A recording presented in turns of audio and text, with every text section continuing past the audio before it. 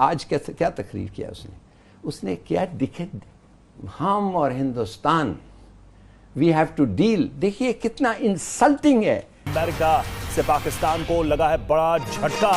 America ने TRF को आतंकी संगठन घोषित किया, टीआरएफ को वैश्विक आतंकवादी की लिस्ट में डाला। कि अमेरिका ने एक ऐसी तंजीम को दहशतगर्द जमात करार दिया है जिसके ताने बाने पाकिस्तान के साथ जुड़ते हैं। हिंदुस्तान में तो ये बड़े ढोल बजा रहे हैं जी कि जिस तरह अमेरिका ने उनकी बात मान ली है, लेकिन मुझे लगता ये है कि हिंदुस्तान जिन ग्रुप्स को पाकिस्तान के अंदर फंड कर रहा है, बारी उनकी भी आने वाली है। कब हो गया ये? कब हुआ? कब? आपको कोई उनकी पाकिस्तान इंटरेस्ट नहीं है, आपके कोई पॉलिटिकल कंपल्शंस उन पे इम्पैक्ट नहीं करते हैं। पे उन्होंने, हमने खुद ये P5 को डॉसियर्स दिए हैं, हम क्यों फॉलो अप नहीं करते? उन्होंने आज अमेरिका में जाके 26/11 को फॉलो अप करके पाकिस्तान को जो है वो टारगेट करने की कोशिश कर रहे हैं। हमारी लीडरशिप क्यों नहीं बोलती? ये सारा टाइम हम आपस में क्यों लड़ते रहते हैं? क्यों हमें नहीं पता किस खित्ते में क्या हो रहा है? हम क्यों इस चीज को महसूस नहीं करते कि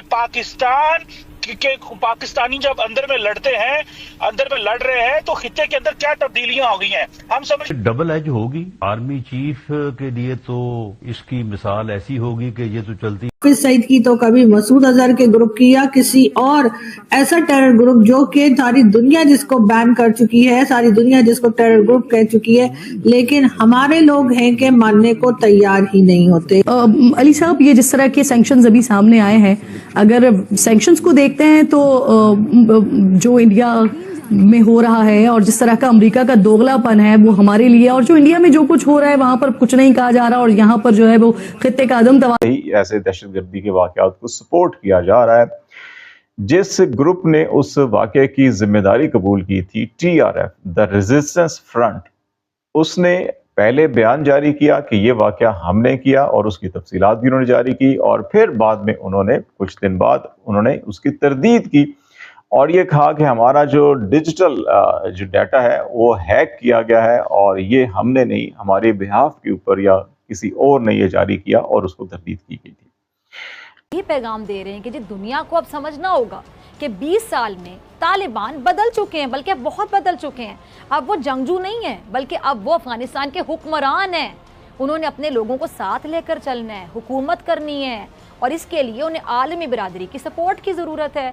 बुरी खबर है मौजूदा रजीम और मौजूदा जो मिलिट्री के ऊपर टॉप चंद मिलिट्री जनरल्स हैं उनके लिए खित्ते में बदलती हुई। दोस्तों, जैसे कि आप जानते हैं कि भारत ने दोस्तों अमेरिका में जाकर पाकिस्तान के टीआरएफ को बिल्कुल तरीके से बैन करवा दिया और उन्हें बोल दिया है कि भाई ये देश के लिए, किसी भी देश के लिए खतरा है ये संगठन, और इस तरीके की बातें वहाँ पे अब शुरू हो चुके हैं पाकिस्तान में। उनका कहना है कि भाई देखो, भारत जो है अपने किसी भी मुद्दे को मनाने में कामयाब हो जाता है।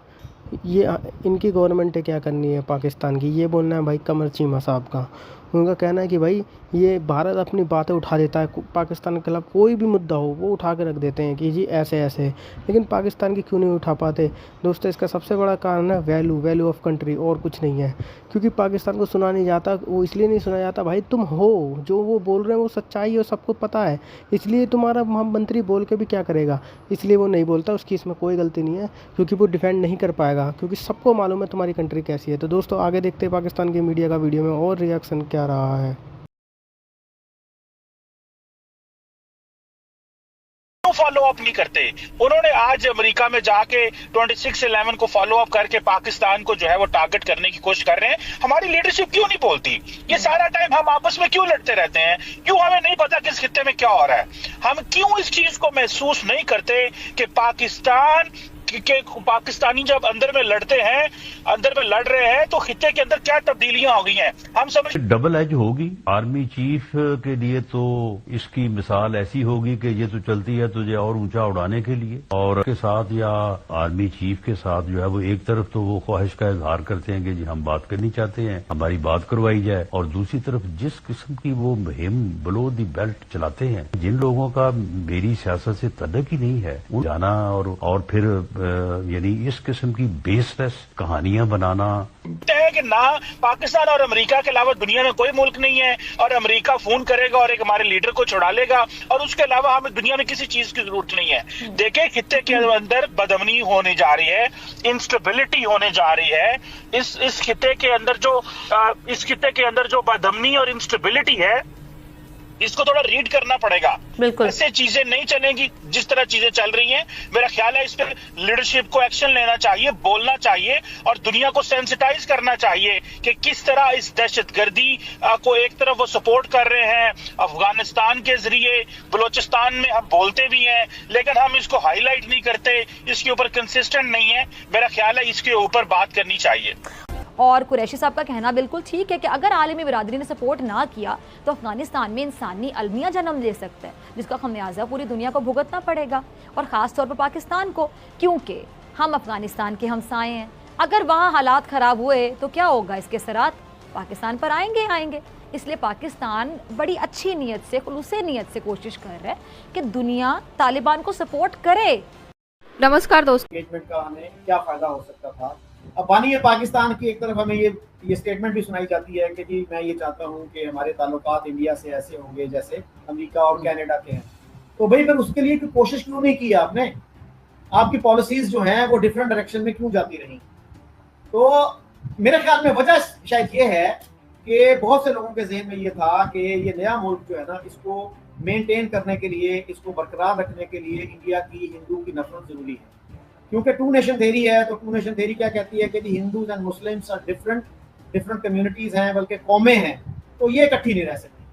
तो अगर इस बेसिस पे एक नया मुल्क बनता है और वो जनाब मीठी मीठी बातें शुरू कर दे, वो कहे जी हिंदू भी ठीक है, मुसलमान भी ठीक है, इंडिया भी ठीक है, पाकिस्तान भी ठीक है, तो फिर वो जस्टिफाई नहीं होगा शायद। इसमें जयशंकर साहब का मैं बयान देख रहा था, उन्होंने कहा जी कि इंडिया यूएस जो है वो उनको मिल के ऐसे ग्रुपों को ख़त्म करना चाहिए और हमारे यहाँ ज़ीरो टॉलरेंस है, और ये वो कहते हैं कि this is a step in a right direction और दुनिया में जो दहशतगर्दी ख़त्म करने के लिए ही है। अच्छा, इसमें बड़ी इंटरेस्टिंग नैरेटिव है। एक नैरेटिव इंडिया का है, इंडिया का नैरेटिव क्या है, ये दहशतगर्द है। एक नैरेटिव जो है वो पाकिस्तान का है। पाकिस्तान कहता है कि ये वो सारे लोग थे जो कश्मीर की स्ट्रगल में इन्वॉल्व हैं, कश्मीर के लिए स्ट्रगल कर रहे हैं, और इंडिया ने इनको दहशतगर्द करार दे दिया। इंडिया ने इनको दहशतगर्द करार दे दिया बिकॉज ये कश्मीर के लिए स्ट्रगल कर रहे हैं। इंडिया किसी भी ऐसी transnational terrorist group, al Qaeda, Islamic state, Daesh वगैरह जो हैं, जो कि वाकई दुनिया के लिए खतरा रखते हैं, जिससे अमेरिका की मेनलैंड एंड यूरोप की मेनलैंड को खतरा हो, वो उसमें कोई पार्टिसिपेशन नहीं इंडिया की होती। ना इंडिया की फौज ने कभी उनके खिलाफ लड़ाई की, ना कभी अमेरिका के साथ मिलकर उनको एलिमिनेट किया। इंडिया जो है वो अपनी मर्जी से एक ग्रुप को टेररिस्ट ग्रुप डिक्लेयर करता है जो वो समझता है कि कश्मीर के अंदर है, और क्योंकि कश्मीर के अंदर ये सारे के सारे वो हक मांग रहे हैं, डिमांड कर रहे हैं। That is a Pakistani version to some extent as well ना, कि हम क्यों क्रिटिसिज्म का शिकार बने, हम अपने कंफर्ट जोन में हैं। दोस्तों, जैसे कि आपने देखा वीडियो में किस प्रकार से पाकिस्तान मातम मना रहा है। मतलब इनका ये है कि भाई सबको पता था 26/11 का क्या मैटर था, सबको मालूम था, सब कुछ था, तो भारत तो मुद्दा उठाएगा ही भाई, इसमें कोई सोचने वाली क्या बात है। लेकिन अब तुम्हारा जो भी नेता होता है, अधिकारी होता है, क्यों नहीं डिफेंड करता? वो इसलिए डिफेंड नहीं करता क्योंकि डिफेंड करने के लिए कुछ होता ही नहीं है उसके पास, यही वजह है और कुछ भी नहीं है। और ये पाकिस्तान वाले सोचते हैं कि पता नहीं भाई हमारी सरकार क्या है। तो दोस्तों, अगर वीडियो अच्छा रहा, वीडियो लाइक करें, चैनल को सब्सक्राइब करना आप लोग बिल्कुल ना ही भूलें।